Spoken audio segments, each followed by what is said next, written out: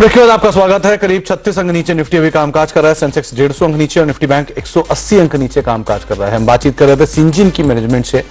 Sir नमस्कार, स्वागत है कार्यक्रम में। माफी टेक्निकल स्नैक के लिए, लेकिन मैं बात कर रहा था कंपनी के नंबर्स को लेकर। सबसे पहले तो कंपनी के जो 4 सेगमेंट्स हैं उनकी परफॉर्मेंस कैसे देखने को मिली, स्पेशली डिस्कवरी सर्विसेज स्पेस को लेकर। तो महेश जी क्या कहेंगे आप उसके ऊपर?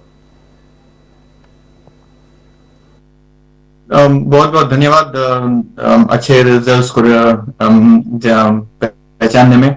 हमने अपने सभी चारों डिविजन्स में विकास देखा है, जिसमें ऑफ कोर्स डेवलपमेंट और मैन्युफैक्चरिंग सर्विसेज ने सबसे मजबूत प्रदर्शन दिखाया है।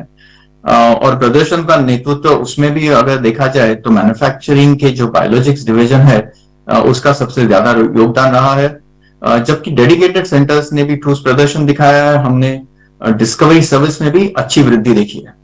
तो अधिकतर ऑफ कोर्स मांग जो थी डिस्कवरी सर्विसेज में वो पिछले साल और भी ज्यादा थी, क्योंकि वो पैंडेमिक से बाहर निकलने का जो एक्स्ट्रा डिमांड था अच्छी वृद्धि को मोमेंटम दे रहा था।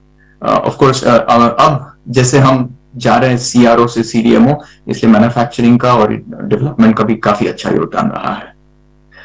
अगर आगे चलकर आपका जो ये एक्सपेक्टेशन है कि अगर हम ऐसा ही ग्रोथ देख पाएंगे, हमारा ये अनुमान है कि जो हमने जो गाइडेंस दिया था साल के शुरुआत में, वो गाइडेंस हम बिल्कुल मेंटेन कर पाएंगे।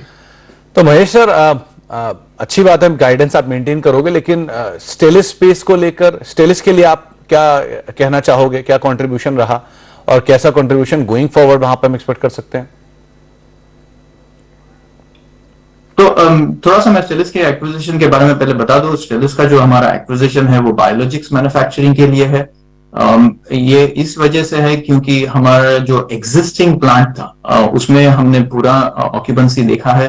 100% ऑक्यूपेंसी की वजह से हमने और कैपेसिटी ऐड की है।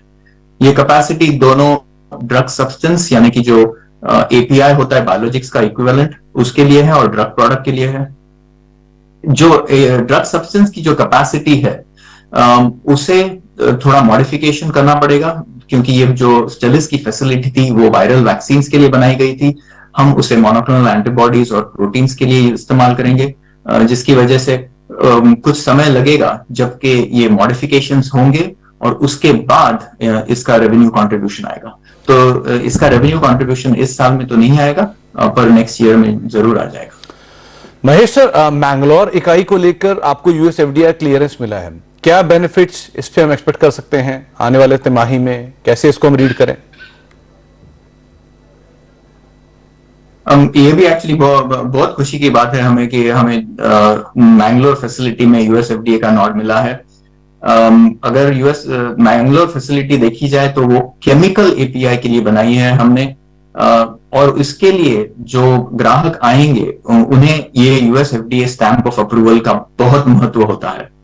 तो अब जो ये यूएस एफडीए अप्रूवल जो हमें मिला है, इसके बाद हम यहाँ से बिजनेस डेवलपमेंट कर पाएंगे। क्लाइंट्स इस फैसिलिटी को देखेंगे और उसके बेसिस पर और बिजनेस बढ़ेगा इस एरिया में, यानी कि मैंगलोर की फैसिलिटी।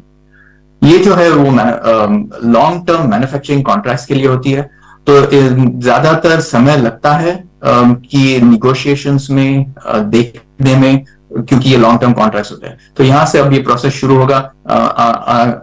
आने वाले क्वार्टर्स में हम एक्सपेक्ट कर रहे हैं कि हम ऑफ कोर्स बिजनेस क्लोजर्स कर पाएंगे और फिर इस फैसिलिटी को ऑक्यूपाई कर पाएंगे विद कमर्शियल प्रोडक्ट्स। ओके, और महेश से जाने से पहले ये जो जोइटिस कॉन्ट्रैक्ट्स हैं, इनको लेकर क्या प्रोग्रेस है, क्या सिचुएशन है वहां पर? हमारा जो एक्सपेक्टेशन था कि हम कैपेसिटी यूटिलाइजेशन जो हमारा एग्जिस्टिंग बायोलॉजिक्स फैसिलिटी है उसकी कैपेसिटी यूटिलाइजेशन हम जोइटिस के लिए करेंगे। तो हमने वहां पर बिल्कुल उत्पादन बढ़ा रहे हैं, जिसकी की वजह से हमने एक्चुअली वो वहां उत्पादन बढ़ा रहे, इसलिए और कैपेसिटी ऐड करने के लिए हमने वो स्टेलिस फैसिलिटी खरीदी है। ये उत्पादन हम बढ़ा रहे हैं, इसका हम एक्सपेक्ट कर रहे थे कि लगभग $50 मिलियन तक का एनुअल कंट्रीब्यूशन आएगा और उसी की तरफ हम बढ़ रहे हैं। तो पहले जो निर्देशित किया गया था उसी के हिसाब से हम एक्सपेक्ट कर रहे हैं कि जोइटिस का कंट्रीब्यूशन रहेगा, और अभी तो उत्पादन अच्छी तरह से बढ़ रहा है उस फैसिलिटी में। तो जोएटिस भी खुश है और हम भी खुश है उसकी वजह से। चलिए, बहुत बहुत शुक्रिया महेश सर, अपना समय हमें देने के लिए, हमसे बातचीत करने के लिए और नंबर्स पर चर्चा करने के लिए। प्रशांत सर, सिंजीन को लेकर कुछ राय देना चाहेंगे आप? 800 का माइलस्टोन, नया ऑल टाइम हाई हिट हुआ, क्या करना चाहिए यहाँ पे? जी बिल्कुल सुमित जी, अगर मैं सिंजीन की तरफ देखूं तो एक चीज जो आज दिख रही है, आज जो हाई बना 810 के ऊपर, ये बहुत क्रूशल हाई है, बट जो ओपनिंग है वो भी रेंज के ऊपर है, तो डेफिनेटली इस लेवल पे भी आप ले सकते हो।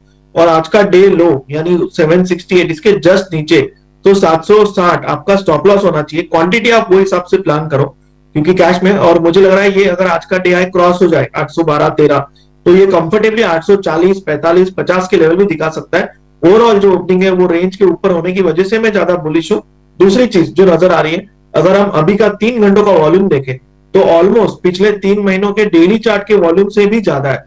तो breakout back the volume definitely हम एक प्रीएम्प्ट कर सकते हैं और इसमें पोजीशन ले सकते हैं। अच्छा प्रशांत सर, कोई सस्ता ऑप्शन जो आपने चुना हो? जी, मुझे ओवरऑल अगर हम आज देखें तो फार्मा सेक्टर में बहुत ज्यादा स्ट्रेंथ है और पिछले कई हफ्तों से मेरा नजरिया भी यही रहा है कि